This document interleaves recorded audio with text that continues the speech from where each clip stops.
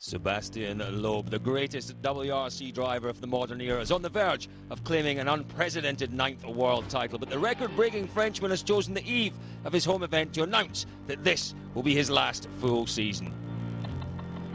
After 13 years and 74 wins, 1,000 memories and hundreds of battles, 2013 will see only limited outings for the Citroën superstar in the sport that has made him a legend before a potential switch to world touring cars. I want to try something different, and for sure I'm still in the fight for the title again this year, and I think I'm not too old and I'm still competitive, but on another way. If I want to find a new challenge and for something different, it's also important to do it before you are too old to be competitive. So for sure it's a difficult decision, and it's important for me to have this new challenge, to see forward and not to look behind. So the decision is hard to take, but it's a few years I'm thinking about it. So I knew I have to take it. Well, the recent announcement coincided with Seb's team's commitment to the WRC for 2013, the beginning of the end of Loeb's illustrious rally career perhaps, but the beginning of a new chapter for Citroën, and in particular for Mikko Hirvonen, for whom the championship fight becomes a much easier proposition. I was thinking exactly the same thing, and but also I'm sure many people will miss Sebastian as well. He's always been the benchmark to try to fight against and try to beat, and okay, it's going to be open playing field next year, and for sure, in a way, it's going to make things really exciting. And the good news doesn't end there, with Volkswagen and Sebastian Ogier waiting to begin their own WRC adventure at January's Monte Carlo rally. South Korean manufacturer Hyundai has also announced that they too will return to the sport after a 10-year hiatus. The exciting new i20 will debut in a park campaign in 2013, with a full championship return expected the following season.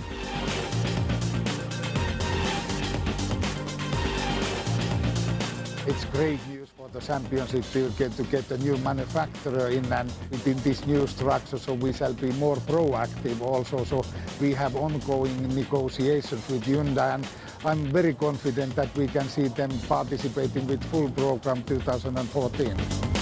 Well, for now, though, after a devastating run of 7 victories from 10 rallies, Loeb is inching even closer to retaining the title he's held since 2004. The right result on these roads he grew up on, and Sebastian will win his 9th title in front of his home fans. I think everybody expects me maybe to win, but everybody knows that it's not so easy to win, and that we have to fight, that we have to take risks, and that the rally is difficult. So I will do my best for sure, but we'll see. So Loeb returns to his native region with a chance of being crowned the champion with his teammate Mikko Hirvonen, his closest rival. But the Finn must score 5 more points to deny him on his least favourite surface and in Loeb's backyard. And it could be a double celebration for the French make on home turf, with a lead of 111 points over Ford coming into this round. The right result will see Citroën Total hold on to the Manufacturers' Championship too. Well, Loeb and the team's confidence also stems from the fact that this stunning backdrop of the Alsace countryside could have been tailor-made for the championship leader. Cheered on by the legions of his local fans, Sebastian has made a habit of dominating on asphalt events over the last decade, and these French roads take some taming.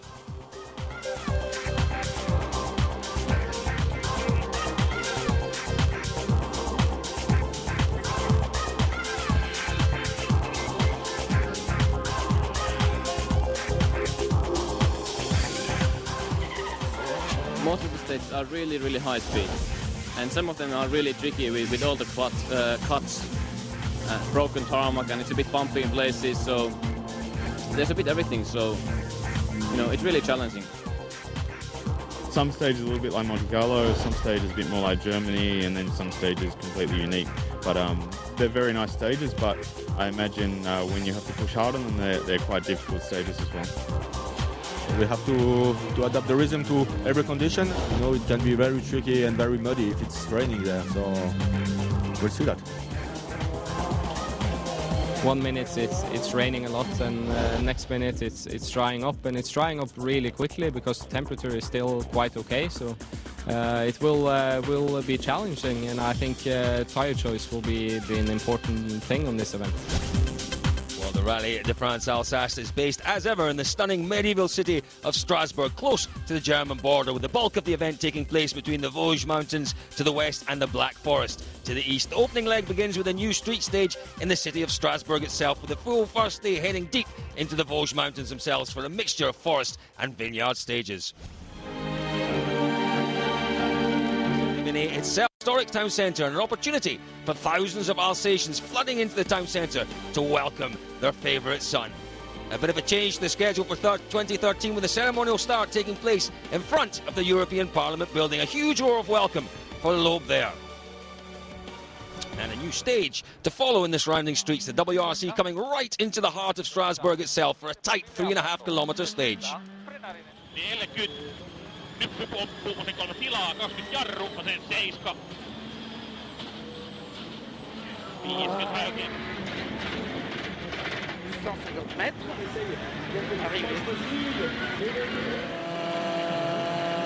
Well, with the light fading, it was an inauspicious getaway for Al-Attiyah, who spins in this opening test. A frustrating start for the experienced Qatari.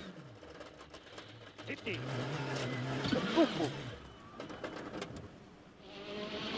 Well, it's Thierry Neuville who makes the best start to the Rally de France Alsace, a stage win for Citroen's young Belgium star, and he is our early leader.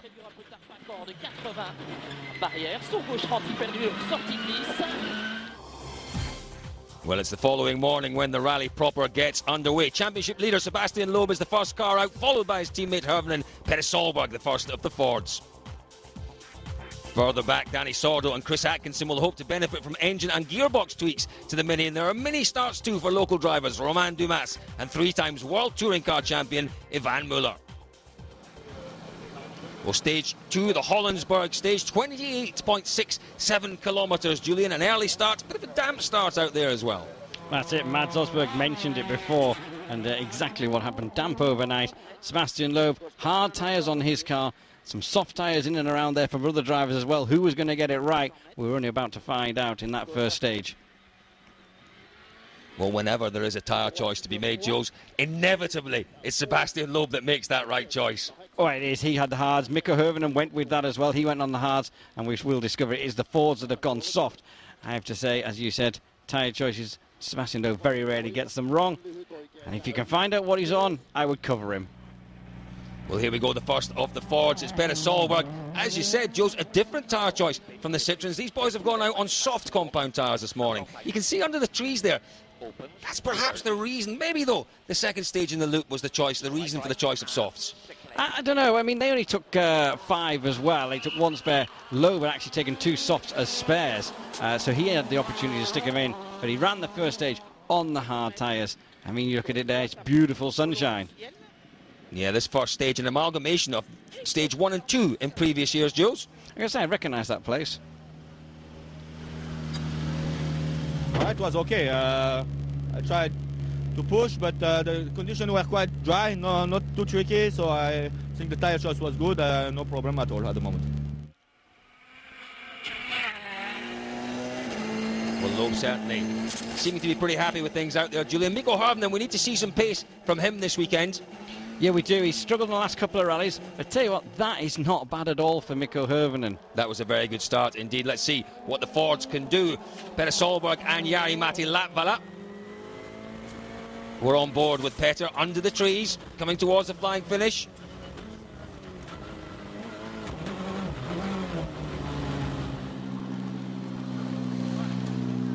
It was soft, you know, and yeah, we'll see on the next one. I hope it should be better there, you know, but here it was not easy, and I tried to back off a little bit to try to take care of the tire, but then I lost just so much time, so we just have to continue, you know, not think so much about it. This is interesting, Jules. Mads Osberg, he's on the hard compounds, unlike the 2 factory Fords.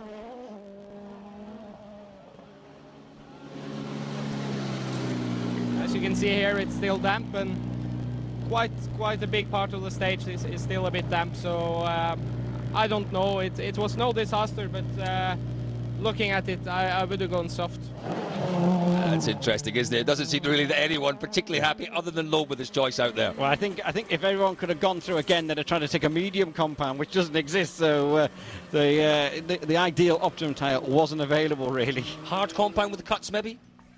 It's all right. The better I couldn't been able to drive. It was getting quite hot, the tyres towards the end of the stage, and it was moving a lot. But let's say that overall, we are concentrating more all the 3 stages, not only the first stage, and this was the hardest because this was the longest. Yeah, obviously the choice just hard and soft these days, but still throwing up some conundrums out there. Now, Thierry Neuville leading the rally. First time he's led a rally, Jules. That's it, obviously on tarmac, and it's a surface he's got a little bit more experience on than anything else, and showed well last night. Let's see what he could do this morning.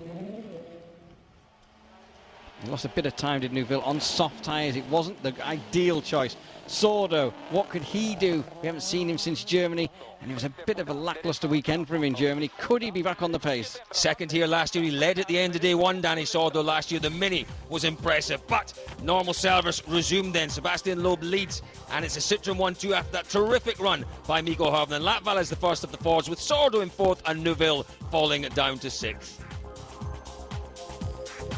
Loeb in control then in Alsace. Early days in the Rally de France.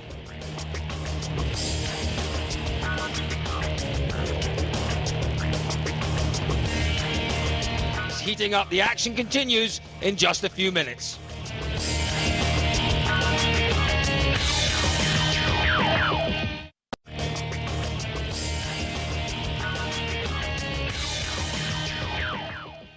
Welcome back then to the Rally de France Alsace. Sebastian Loeb is our early leader as he continues his campaign to make it 9 World Championships in a row here on home soil. Mikko Hirvonen is his closest contender, 3.1 behind in second. Well, it's on to stage 2 and 3. Joe, some great shots from the helicopters. The cars head up to 1,000 metres, the top of the mountains up here. Different conditions, different stage characteristics. Well, that's it, and Sebastian Loeb has opted to use those 2 soft tyres. He's put them onto the car. Obviously, maybe a bit concerned with the altitude. It's going to be a bit damper, so it's a split of 2 hards and 2 softs on that Citroen. Mikko Hirvonen, as you said there, Julian, a second or two ago. A good start to the rally for him. Good first stage. Can he keep it up in this one? He wasn't as good in the second stage.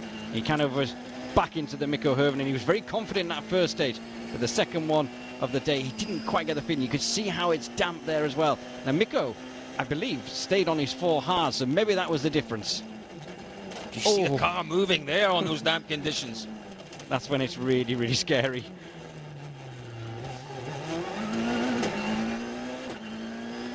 Organisers putting the odd little chicane on the very fast straights, Julian, just to slow the cars down a touch.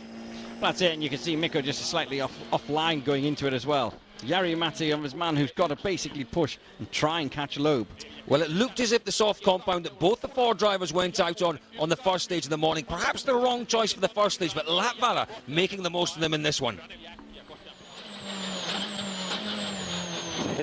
Time he's going to say he's going to push him past Mikko Hirvonen, so he's up a place.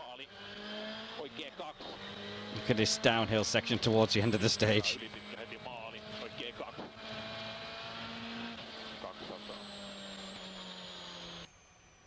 First stage win of the weekend. You're quicker than Loeb in there. You're going in the right direction. Yeah, it's going in the right direction, but not a lot. But at least we're on the same pace. I'm very happy with that. It was a good stage, very, very fast stage. I had to take a little bit risks in the middle, but overall happy for the performance. And his teammate Peres Solberg, Julian, decent first stage of the morning for him. Struggling a bit in this one, though. You can see his understeering really badly. Look at the understeer there. That's the soft tyres basically getting too warm, and they're basically running out of life. They're finding it difficult to get that car to turn in on those corners.